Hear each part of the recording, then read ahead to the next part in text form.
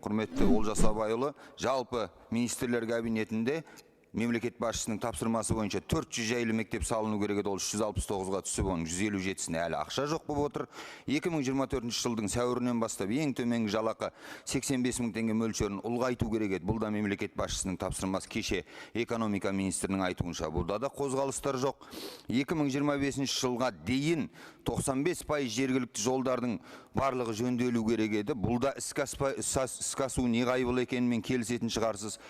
Тағысын тағы жетіп жатыр. Елге берген, бізге берген орындалмаған уәделерді айтып ешкім бетін қызартпай ақ қояйын. Осы орайда сұрақ: министрлер кабинетінде сөздің бәтуәсі болмауының себебі неде?